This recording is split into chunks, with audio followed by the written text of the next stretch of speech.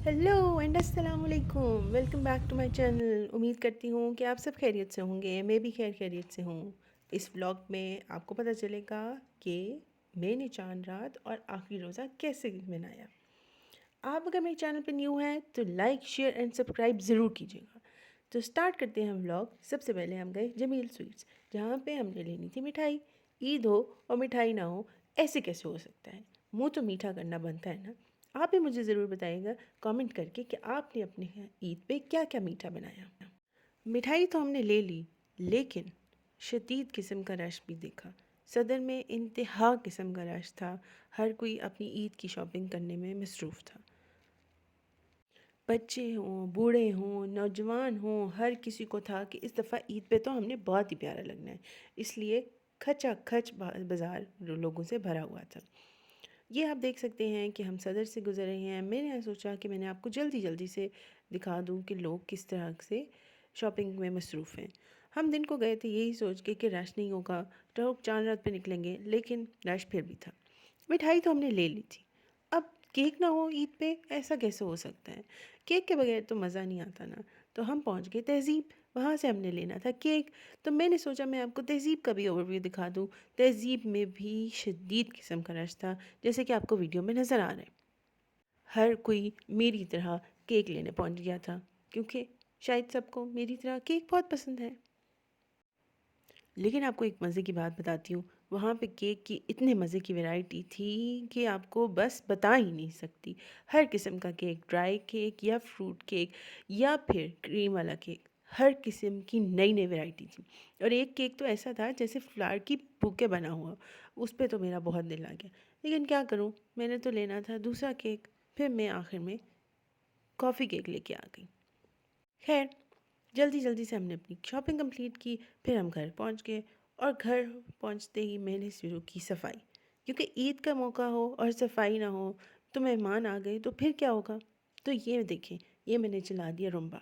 Roomba क्या है? Roomba एक रोबोट की तरह है, जिससे आप सफाई कर सकते हैं। बस आपने इसको चार्ज करना है और उसके बाद लगा के भूल जाएं कि आपके घर एक मासी आ गई है। रूम्बा को चलाने के बाद मैंने सोचा कि अब हम टाकी भी लगा लेते हैं। तो ये देखें, ये मैंने रखा हुआ है एक डंडा, जिससे हम रख आते हैं टाकी।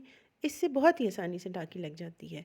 और मैं ये देखिए ड्राइंग रूम की सफाई कर रही थी, क्योंकि मेहमान आ जाएंगे तो घर गंदा अच्छा बिल्कुल भी नहीं लगेगा। आप मुझे कमेंट करके ज़रूर बताइएगा कि आपने अपने घर की सफाई कैसे की।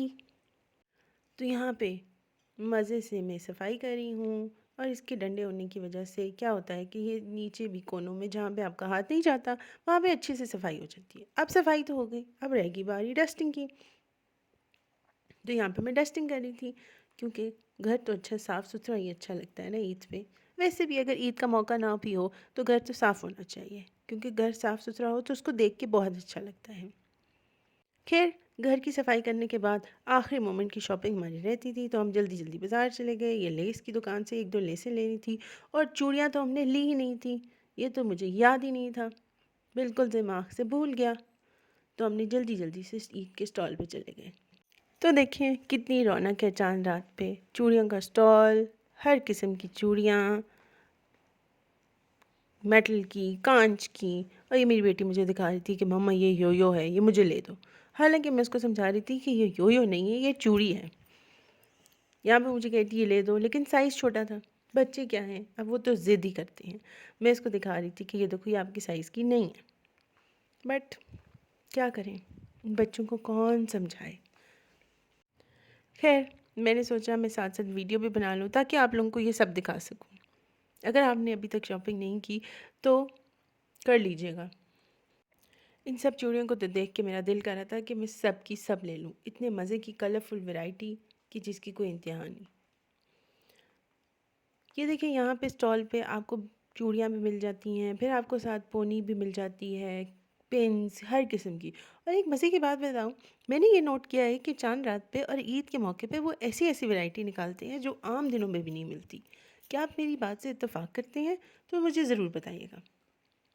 यहाँ से हमने कुछ बैंगल्स लीं, रिंग्स लीं, क्योंकि लास्ट मिनट शॉपिंग जो हम भूल गए थे वो तो करनी ज़रूरी थी।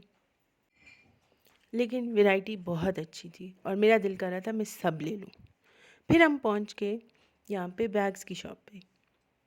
اور میری بیٹی نے کہا کہ ماما بیگ تو لے دو نا جہاں پہ ہم عیدی رکھیں گے۔ میں نے اس کو کہا کہ آپ کے پاس تو بہت بیگ ہیں، پھر ہم نے بیگ بھی نہیں لیا۔ آپ دیکھ سکتے ہیں کتنی اچھی رونق ہے۔ یہ جولری کا اسٹال تھا، یہاں پہ بہت پیاری جولری تھی۔ پھر ہم پہنچ گئے صدر، کیونکہ چاند رات ہو اور ہم نے کچھ کھایا نہ ہو، ایسے کیسے ہو سکتے؟ تو ہم کچھ نہ کچھ کھانے صدر پہنچ گئے۔ کیا کھایا اس کو دیکھنے کے لیے آپ میرے ساتھ بنے رہیے گا۔ صدر کی رونق، یہ لائٹس دیکھ کے بہت اچھا لگتا ہے۔ یہاں پہ یہ دیکھ کے بہت اچھا لگتا ہے کہ لوگ کس طریقے سے اپنی عید کی شاپنگ کر رہے تھے۔ چھوٹی چھوٹی خوشیاں آخر ڈھونڈنے سے ہی ملتی ہیں۔ تو ہم پہنچ گئے سافٹو، اور ہم نے سوچا کہ کیوں نہ آئس کریم کھا لی جائے۔ تو ہم نے کھائی آئس کریم، میں نے کھائی کون آئس کریم اور میری بیٹی نے کھائی کپ والی آئس کریم۔ پھر ہم گھر پہنچ گئے اور یہاں اب ہم بنا رہے تھے حلیم، کیونکہ ہر عید کی طرح اس عید پہ بھی تو حلیم مسٹ ہے۔ اوہو، کپڑے تو رہ ہی گئے تھے۔ پھر میں نے سوچا جلدی جلدی کپڑے بھی استری کر لیتی ہوں، کیونکہ اگر صبح لائٹ نہ ہوئی تو کیا کریں گے؟ فرائی پین سے تو استری نہیں کر سکتے نا۔ خیر، مذاق اپنی طرف، جلدی جلدی میں نے یہ اپنا سوٹ استری کیا اور یہ میں اپنی بیٹی کا سوٹ استری کر رہی تھی، لیکن میں نے آپ کو اس کی فل لک نہیں دکھائی۔ اس فل لک کے لیے آپ میرا عید ڈے 1 کا ولاگ ضرور دیکھیے گا، جو کہ انشاءاللہ آپ کو کل یا آج رات تک اپلوڈ ہو جائے گا۔ اب میں آپ کو دکھاتی ہوں امریکہ کی چاند رات، دیکھیں اینڈ انجوائے کریں۔